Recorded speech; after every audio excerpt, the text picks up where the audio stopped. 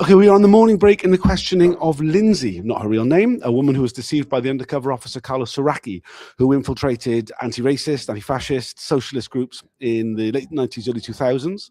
I'm joined by Caroline, who's been first time at the inquiry. Yes. Oh, sorry. Yes, it is. Yeah. Yeah. So, I mean, what have you made of Lindsey's evidence so far? I think she's been an amazing witness. Actually, she's been so eloquent and clear about the events, and the evidence has been really interesting as well. And yeah, I'm looking forward to going back for the next session and digging more into it. So we've been taken through the sort of the early days of the relationship that she was deceived into by Carlos Saraki. Kind of starts off like quite significantly with this occupation of Hackney Town Hall. Yes. We saw the she gave like it was the last night of the Samuel Pepys pub. She talks about like the atmosphere in the square outside, how they ended up entering inside the Hackney Town Hall, and this kind of contrasted with, we saw the report, the SDS report that Carlos Saraki filed about the night, where he talks about this an unholy alliance of anarchists, socialists, and all sorts of groups that I don't think would be working together, who supposedly had pre-planned this event, which she's very clear was quite a spontaneous one. Yes. And I think I think. Unlike a lot of the women maybe who've been called to give evidence about relationships they were deceived into, I get the impression that Lindsey hasn't necessarily kind of like absolutely scored the timeline of exactly what happened in her life during that time period, which I think is probably a good idea, because I think a lot of the people in the past have been very obsessed with that kind of stuff. Yeah. So she says that she's unsure of with the first meeting and the first date, but she's pretty sure that that was the first time she properly met him, and then she knows that the first date they had because she was sacked from her job. Yes, that was quite. Yeah, for not turning up for the night shift on the 25th of May of 2001. And I think she's been a fantastic witness. She's been very eloquent, but also very real. Yeah. We were taken through a lot of her sort of background as a socialist from Liverpool. She talks about growing up in Liverpool and like the poverty that existed, but also like kind of talk about these days and like the high levels of poverty that exist. What else are you hoping to hear from her as the day goes on? Well, we've had some good jokes as well, I must say. So I think she's just coming across as a very kind of committed, kind, empathetic person that cares a lot about the world and has lived her life in attempting to make the world a better place for others, and to see how much she's been deceived by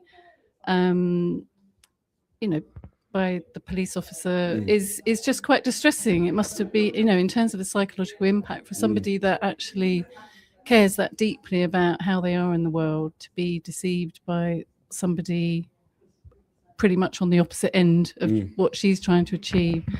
I just think must be a really, upsetting, psychologically damaging situation. And I guess that's probably more what we're going to dig into now, is a bit more details around that relationship. Yeah, I mean, she's very effectively, I think, taking aim at the appalling, misogynistic and dehumanizing written statement that that Carlos Saraki has submitted to the inquiry. As she says, it's full of like a willful misrepresentation and conflation of the three different women who he deceived in sexual relationships, as well as just outright lies about actually what happened and the nature of both their relationship, but also of her as a person. I mean, he calls her anti-politics, which is just like a really weird characterization of someone who I've come to know through this process. And I mean, I would never use that phrase. No, not at all. But I mean, I think it just shows really how he hasn't got a leg to stand on, really. And he's relying. I mean, I think it was when she was asked what she made of that, she went, well, I mean, he has managed to get out of 2 disciplinary hearings because he claimed that he didn't have sex with any activists when he was deployed undercover. So he would say that, wouldn't he? Yes. No, exactly. And I think just the reporting just shows such a lack of emotional accountability for anything that is going on, and anyone, including his wife and his child. It's just quite disturbing and depressing to read those reports, really. I mean, it does. I mean, I think that those reports, coupled with his written witness statement, I mean, really shows a complete disrespect, both for women he deceived, but also the woman he was married to during this time period. It's really gross. I mean, this is always the case with these undercover officers. It is incredibly gross. Yeah. No, it is. Yeah, murky and just it doesn't leave a nice. Oh, it's just upsetting to read that, and and to know that these are real people's lives that have been reported on, personal information, declared in really murky circumstances to a murky authority. Just the whole thing. It's really appalling. It's only a short break. We'll have a short break for the morning. We'll be back in for another hour or so before the lunch break. Is there anything particular that you kind of that you're looking forward to hearing, perhaps, or you expect to happen?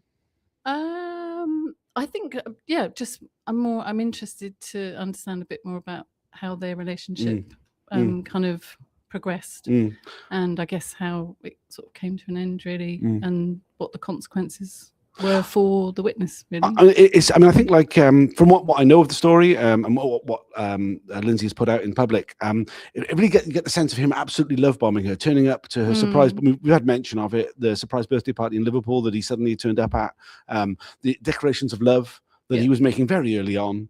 Claiming that she was unlike any other woman he'd ever met. Really just sort of, I mean, I think we heard these similar sort of character traits yesterday when Don McLean was giving evidence about the relationship she had with him subsequently later on.